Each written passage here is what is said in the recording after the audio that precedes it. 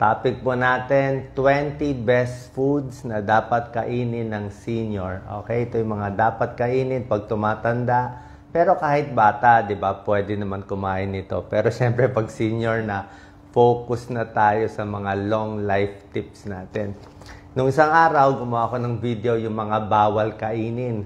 Ngayon naman yung mga dapat kainin. Ha? Okay, number 1. Pag senior na, number 1, dapat mas maraming isda ang kakainin. Okay? More fish ang kakainin, bawas na ng baboy, baka. Ang isda kasi may omega-3 fatty acids, maganda sa puso.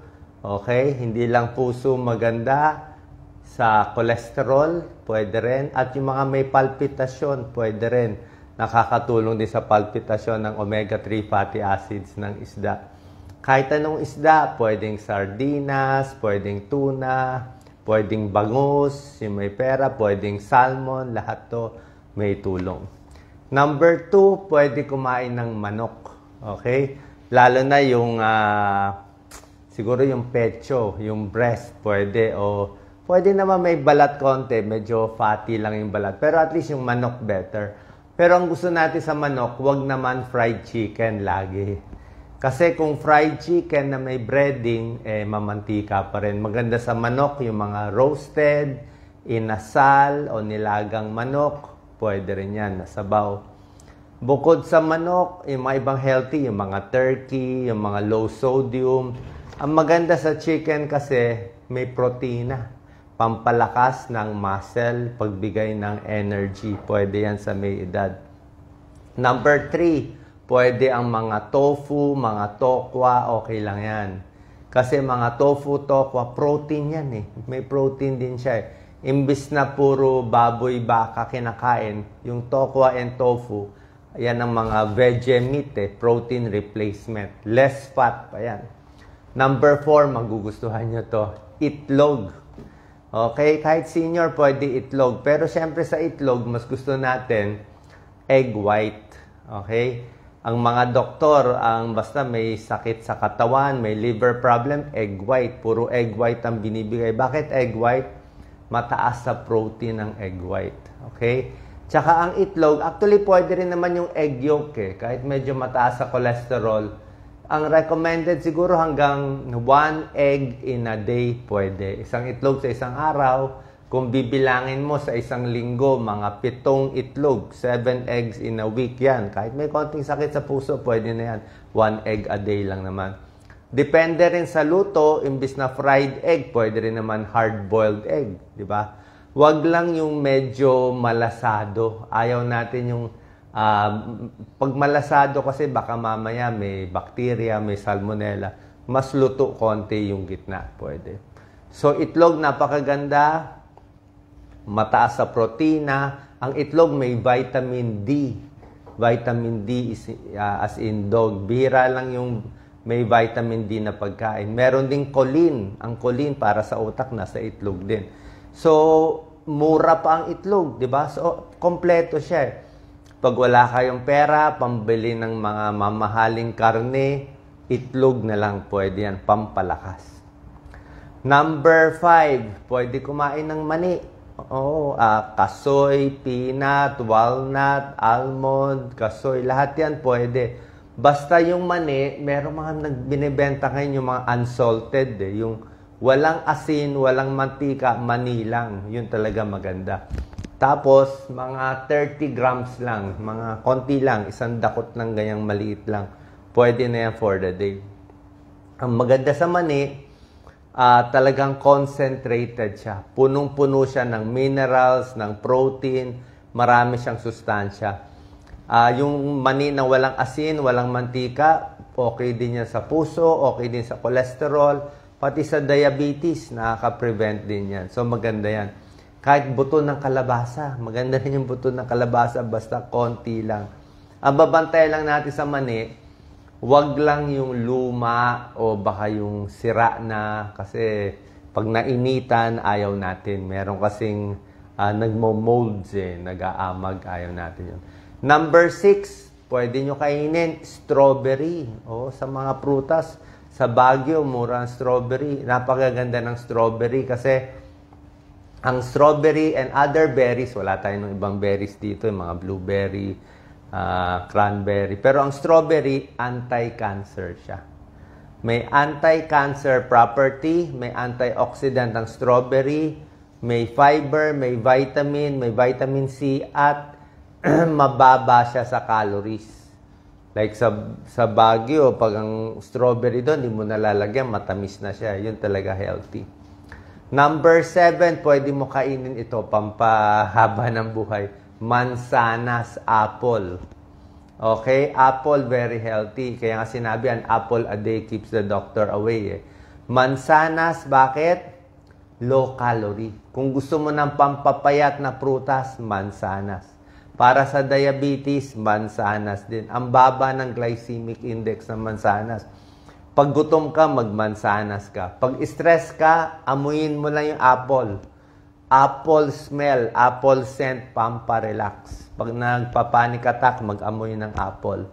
Apple, nakakabusog. Isang apple, 100 calories din lang siya.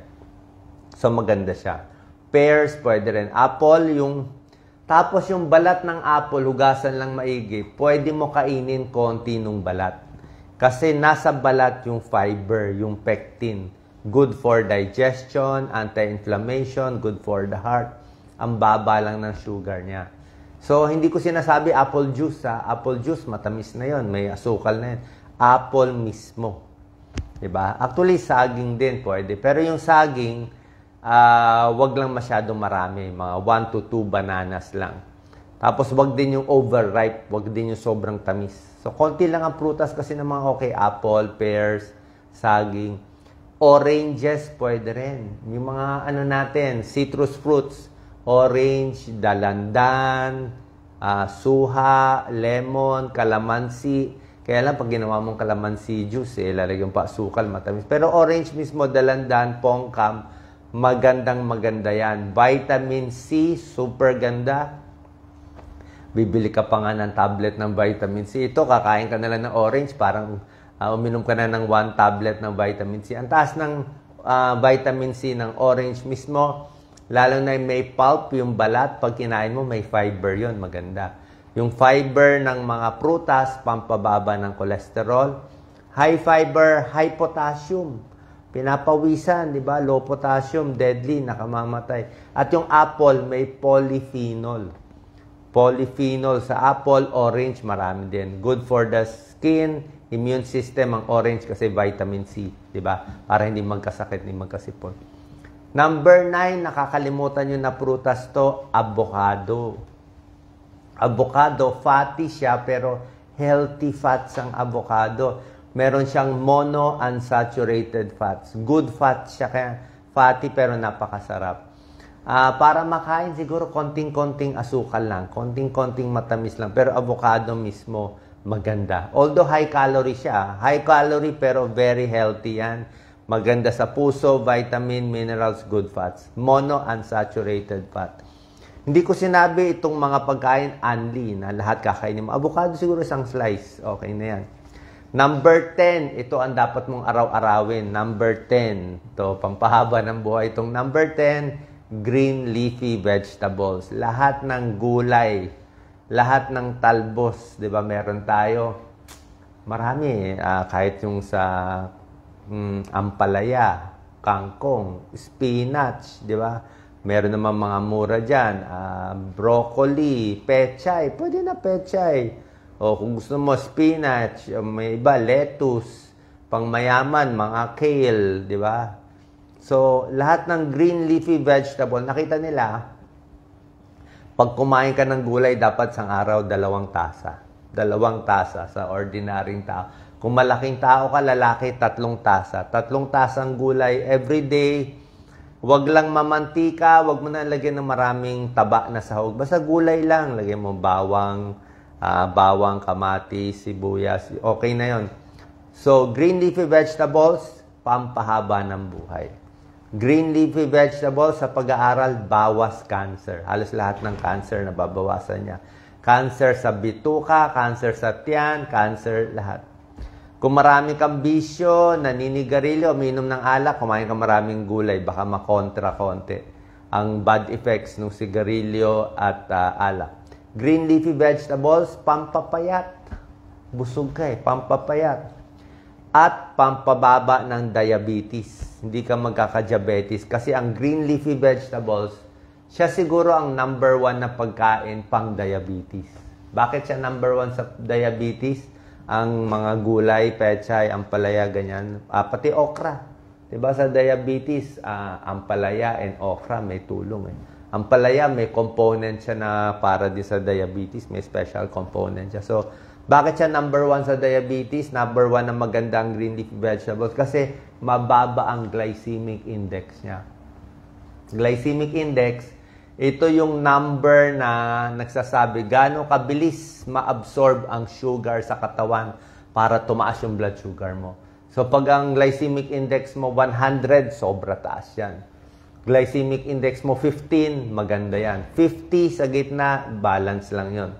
Ang gulay, ang pinakamababa, isa sa pinakamababa, 15 lang ang glycemic. So kahit ang dami mo kainin gulay, hindi tataas blood sugar mo.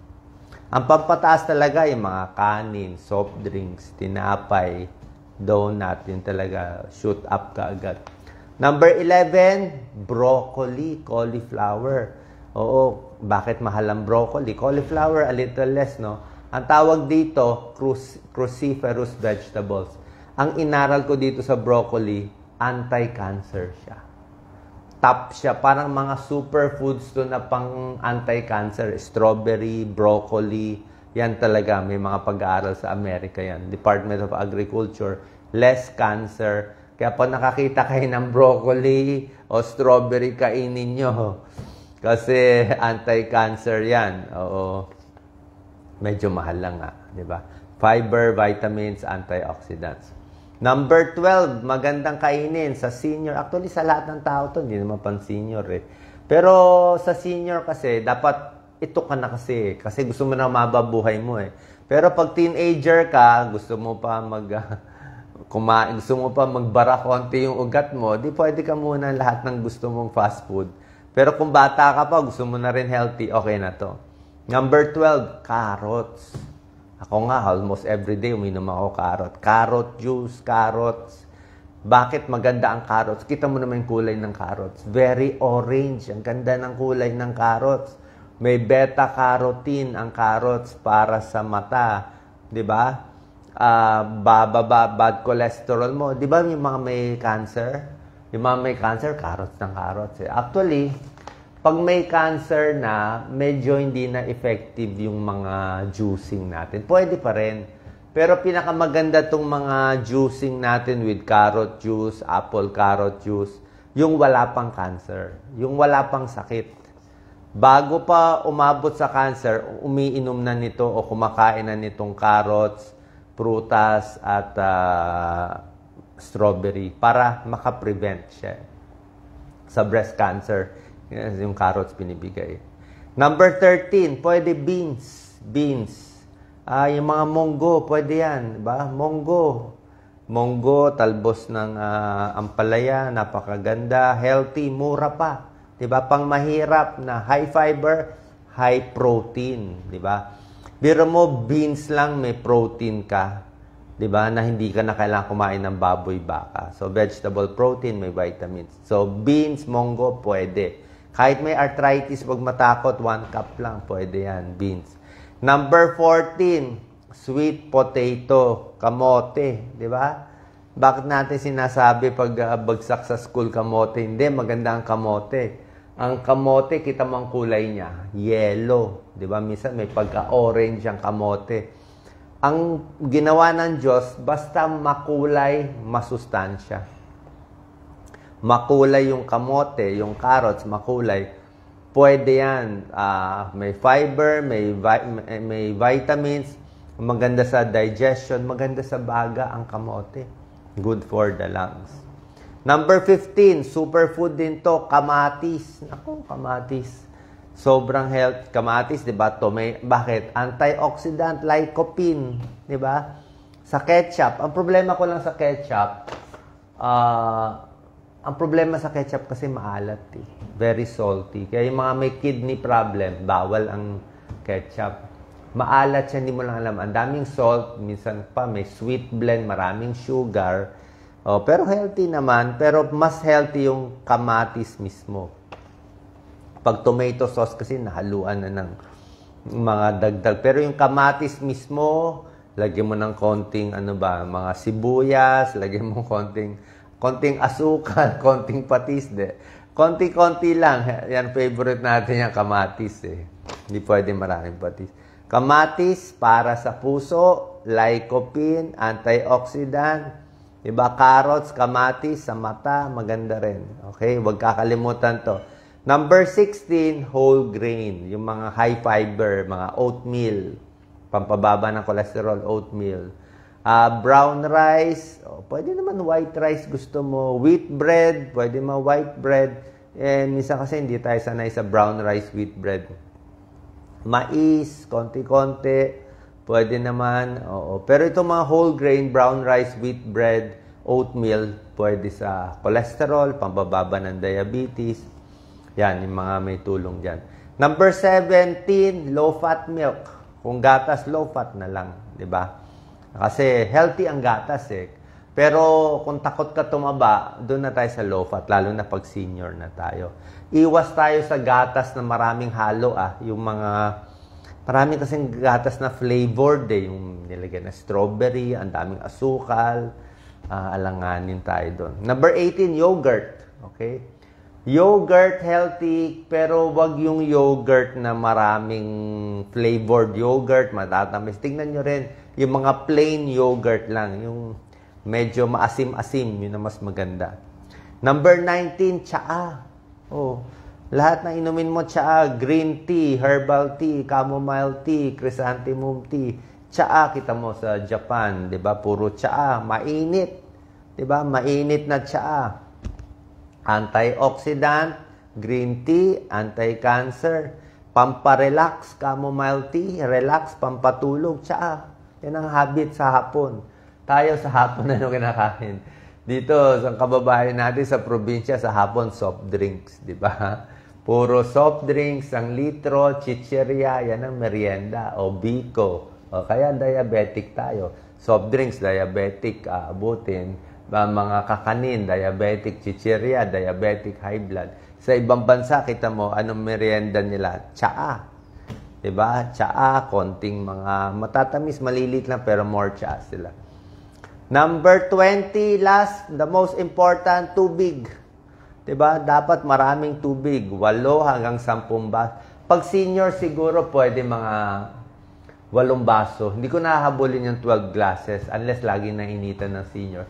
Senior, mga 8 basong fluid or water in a day. Pero ang difference lang sa senior, mas gusto ko, naka-space na yung pag-inom. Hindi yung isang upuan, 2 baso. Pwede isang upuan, 1 baso. After 1 hour, 1 baso ulit. O kalahating baso, pa konti-konti. Anong klaseng fluid? Pinakamaganda kasi tubig. Tubig or tsaa, counted na rin yon. Tubig na rin yon. Pag ginawa mong kape, black coffee. Pag ginawa mong buko, hindi ko sinama buko eh. Buko healthy, kailan nakakataba eh. Kasi siyempre senior kasi marami sa senior tumataba. Ang problema natin sa senior, dapat talaga bawas calorie.